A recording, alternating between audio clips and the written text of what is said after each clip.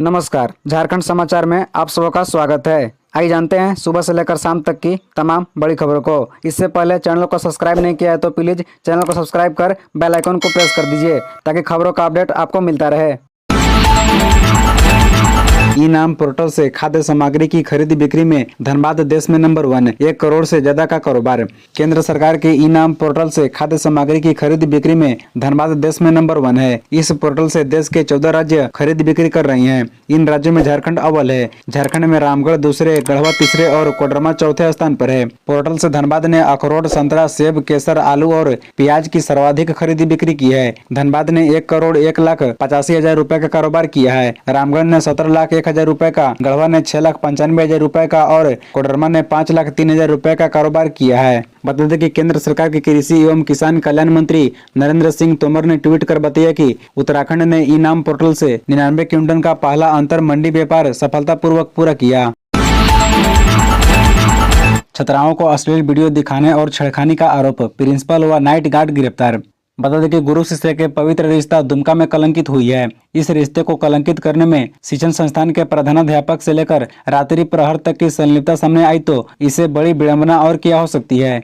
यह मामला है नगर थाना क्षेत्र के करहड़ बिल स्थित अनुसूचित जनजाति आवासीय बालिका उच्च विद्यालय का। प्रिंसिपल शैलजानंद झा और रात्रि प्रहर शिव पूजन पर विद्यालय के छात्राओं ने प्रताड़ित करने और यह उत्पीड़न का आरोप लगाया है। वहीं शिक्षक पंकज और गुलशन के साथ प्रधानाचार्य और रात्रि प्रहरी पर त्योहार या लंबी छुट्टी पर जाने से पहले विद्यालय परिसर में ही शराब का सेवन करने का भी आरोप है। जिला कल्याण पदाधिकारी संजय कच्छप के आवेदन पर नगर थाने में चारों के खिलाफ नामजद प्राथमिकी दर्ज की गई। पुलिस ने मामले की त्वरित कार्रवाई करते हुए प्रधानाचार्य शैलजानंद झा और रात्रि प्रहरी शिव पूजन को गिरफ्तार कर लिया है। पुलिस ने दोनों को जेल भेज दिया। जानकारी के अनुसार विद्यालय की कुछ छात्राओं ने इस बाबत डीसी से लिखित शिकायत की थी। आरोपों के मुताबिक प्रधानाचार्य छात्राओं की तबीयत खराब होने पर जांच के नाम पर गलत तरीके से उन्हें हाथ लगाते थे। आरोप यह भी है कि उनके द्वारा अश्लील वीडियो भी दिखाया जाता था।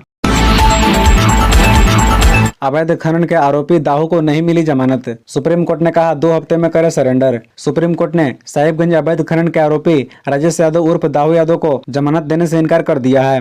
साथ ही उसे 2 हफ्ते के अंदर पीएमएलए के विशेष न्यायाधीश की अदालत में सरेंडर करने का निर्देश दिया है। ईडी ने साहिबगंज अवैध खनन मामले में जांच के दौरान साहू यादव को पूछताछ के लिए समन जारी किया था, क्योंकि प्रारंभिक जाँच और छापेमारी के दौरान उसके खिलाफ अवैध खनन के अलावा अन्य आपराधिक मामले में शामिल होने के सबूत मिले थे।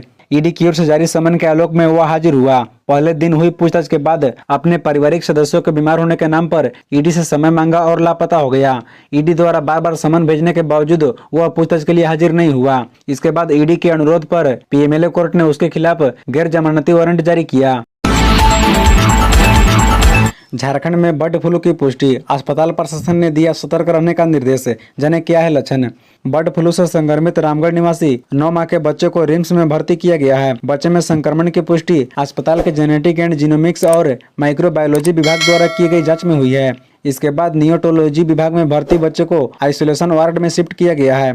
अस्पताल प्रशासन ने बच्चे का इलाज कर रहे डॉक्टरों, स्वास्थ्य कर्मियों और उनके अभिभावकों को सतर्कता बरतने का निर्देश दिए हैं। वहीं इसकी सूचना स्वास्थ्य विभाग को दी गई है। संक्रमित बच्चे का इलाज रिम्स के शिशु रोग विशेषज्ञ डॉक्टर राजीव मिश्रा की देखरेख में चल रहा है।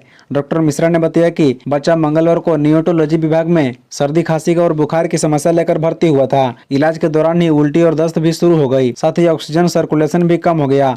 लक्षणों को देखते हुए डॉक्टरों ने बच्चे की कोरोना और बर्ड फ्लू की जांच करने का परामर्श दिया। जांच के लिए सैंपल माइक्रोबायोलॉजी विभाग में भेजा गया था, जहां बच्चे में H3N2 की पुष्टि हुई। झारखंड का एक ऐसा सरकारी स्कूल जहां आज भी जमीन पर बैठकर पढ़ाई करते हैं बच्चे, जाने कारण। संयुक्त बिहार के पूर्व मुख्यमंत्री लालू प्रसाद यादव के माध्यम से संचालित चरवाहा विद्यालय वर्तमान में शहरी क्षेत्र के मटियाल में संचालित है। मध्य विद्यालय चरवाहा मटियाल में 885 बच्चे नामांकित है, लेकिन स्कूल में कुव्यवस्था का आलम है। केंद्र सरकार एवं राज्य सरकार के माध्यम से शौचालय का उपयोग करने की जागरूकता के नाम पर लाखों रुपए खर्च किए जाते हैं, लेकिन स्कूल में शौचालय नहीं है। मजबूरन बच्चे एवं बच्चियां पास के बगीचे में जाते हैं। सुरक्षा के दृष्टिकोण से बच्चियों को विशेष परेशानी का सामना करना पड़ता है। इस विद्यालय में मात्र 3 कमरे हैं, जिसमें से एक कमरा को स्टोर रूम बना दिया गया है। ऐसी परिस्थिति में बच्चे बरामदे के फर्श पर ही बैठकर पढ़ाई करते हैं। कक्षा 1 से 8वीं तक में नामांकित 885 विद्यार्थियों में 10 शिक्षकों की आवश्यकता है, पर प्रधानाध्यापक समेत 4 शिक्षक ही विद्यालय में पदस्थापित हैं। टाटा कमिंस के TCPL ग्रीन एनर्जी सॉल्यूशन में निकली कर्मी पुत्रों की बहाली, जाने कैसे करे आवेदन। बता दें कि टाटा कमिंस में 12 अगस्त को ग्रेड रिवीजन समझौते के बाद कर्मचारी पुत्रों के बहाली की प्रक्रिया शुरू हो गई है। टाटा मोटर में स्थापित हो रही messrs TCPL green energy solution private limited में कर्मचारी पुत्रों की बहाली निकली है। कंपनी की स्थापना के बाद पहली बार टाटा कमिंस जमशेदपुर प्लांट में कर्मचारी पुत्रों के लिए बहाली निकाली है। इस संबंध में टाटा कमिंस जमशेदपुर प्लांट के एयर हेड मनीष जैन के आदेश से सर्कुलर जारी किया गया है। सर्कुलर के तहत IT application analyst senior, manufacturing engineer senior, safety engineer, junior engineer, production engineer, junior shop manager व डिप्लोमा इंजीनियर एवं ट्रेनी के पदों पर आवेदन मांगा गया है। इसके लिए आवेदन मेल पर suniti.patra@cummins.com पर जमा किया जा सकता है। इसमें वार्ड का नाम, कर्मचारी का नाम, कर्मचारी का ID, रिक्त विवरण का उल्लेख करते हुए आवेदन करना होगा। उम्मीदवारों का चयन योग्यता के आधार पर साक्षात्कार से किया जाएगा।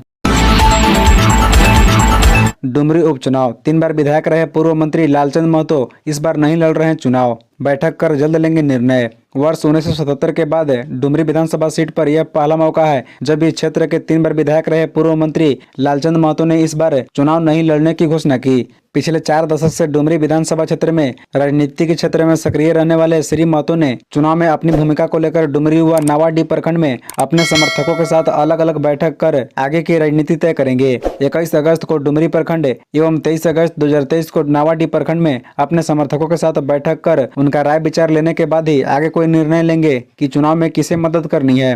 बता दें कि 2019 के विधानसभा चुनाव में डुमरी विधानसभा क्षेत्र अंतर्गत डुमरी प्रखंड में यहां सबसे अधिक मत बीजेपी प्रत्याशी प्रदीप साहू को मिला था। वहीं नावाडीह प्रखंड में झामुमो के दिवंगत जगन्नाथ महतो पहले स्थान पर रहे थे। स्टेशन रोड में पाइप टूटा, 4 लाख आबादी को नहीं मिला पीने का पानी, आज से सामान्य हो सकती है जलापूर्ति।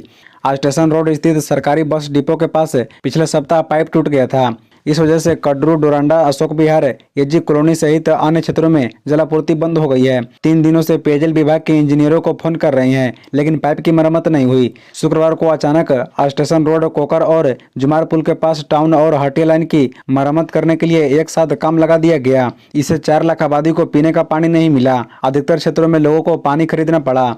रूका प्रमंडल के कार्यपालक अभियंता चंद्रशेखर कुमार ने बताया कि दोनों लाइन एक दूसरे से जुड़ी है। इससे पानी बंद कर पाइप की मरम्मत की गई। दोनों स्थानों पर मरम्मत पूरी हो गई है। स्टेशन रोड में देर रात तक काम चला। आज से हटिया और टाउन लाइन में नियमित रूप से जलापूर्ति होगी।